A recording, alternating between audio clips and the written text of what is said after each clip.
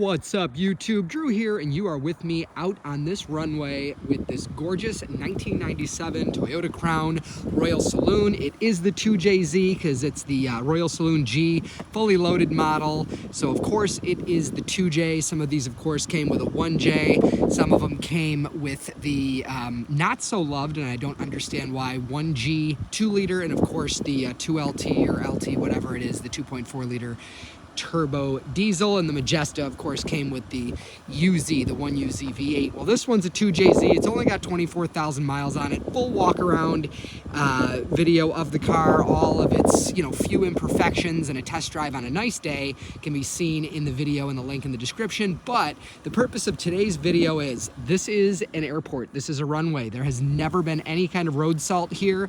Those are about 730 seconds of tread on summer or all season tires from Japan. This vehicle has no stability control, no traction control, and it's sitting in 3 inches of snow, again on a 23-degree day.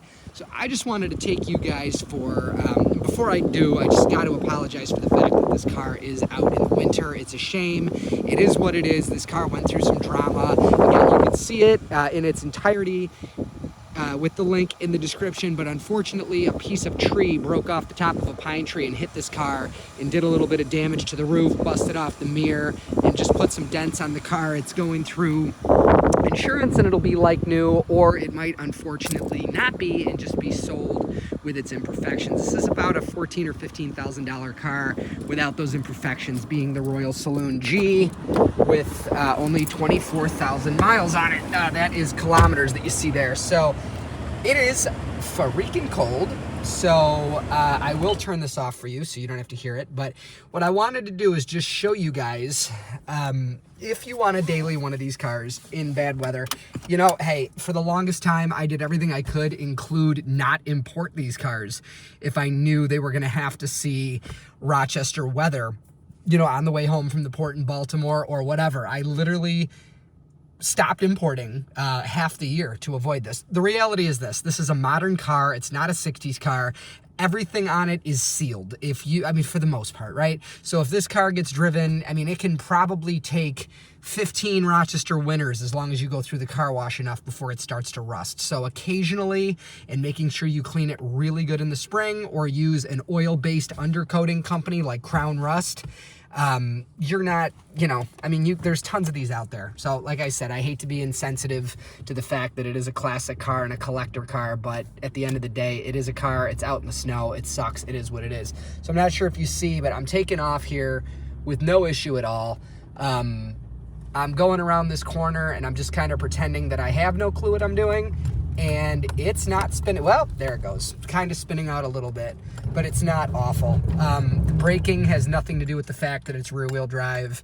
This is as bad. If you're ever driving in roads that are this bad, that's pretty serious. There is absolutely no salt whatsoever.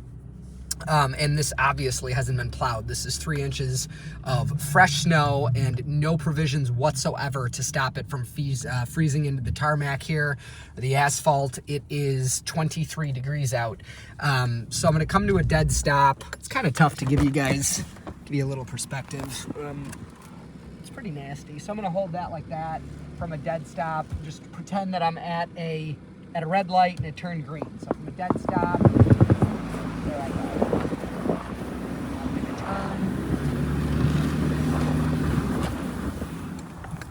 And maybe shut my door. Got my seatbelt on so I won't fall out. Go ahead and subscribe if you want to see something like that. But anyways, so I'm just, there it goes. That's pretty darn good.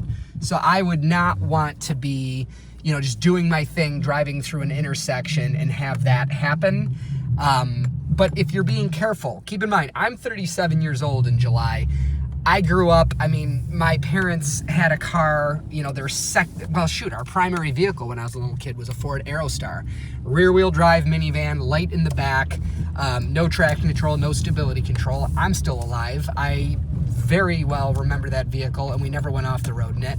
Our beater was a 77 Pontiac that my mother drove excuse me, that my father drove so my mom can use the van. So, you know, I grew up in the early 90s, late 80s, early 90s with rear-wheel drive cars in Rochester weather, and it was fine. I think the biggest problem is at least half of the people buying a car like this are, you know, millennials that have never driven cars without traction control, and the vast majority of, you know, kids that grew up in crappy places like Rochester, New York, their first car was front-wheel drive on purpose. You know, not many people out there learned in old-school rear-wheel drive cars, but you just saw how this car performs in 3 inches of fresh snow. I'm impressed by it. Yes, that one spin out there that wasn't intentional, that would have been nasty if you were like, you know, stopped at a red light, your arrow, you know, your left arrow turned green, and that's what happened. You would totally spin out in the middle of the intersection, hopefully not hit anything. It would be some drama, whatever. Hopefully you would get over it and, you know, it wouldn't result in an insurance claim. Definitely not something that anybody around today is used to, because even, you know, rear-wheel drive cars, say you've got a, you know, I don't know, even a Mustang. I mean, they have stability control, they have track control. It's not going to be that dramatic. My Tundra, if I don't put it in four-wheel drive and drive it in weather like that, it starts to get violent like that, and then bam, the you know, Toyota has wonderful, even in earlier vehicles like my 2008 Tundra, they have wonderful traction control and stability control, and it just shuts right down. And you want four-wheel drive, but say you have the rear-wheel drive model, you're fine. This car is totally raw. You hit the gas, you're pulling a cable that pulls the throttle body. The car doesn't care if the wheels are spinning, it doesn't care if it's sideways, it's just gonna try to go. So, you know, my overall review, how does the Toyota Crown perform in the snow?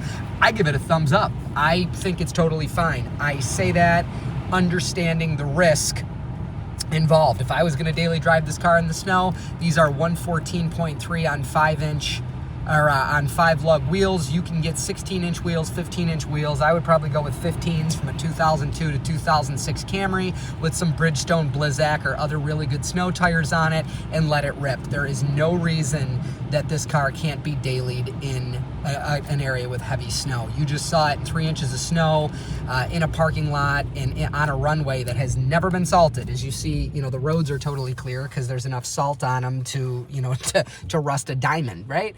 But I give it a total thumbs up. I think it's totally fine. It's good enough. Take some precautions.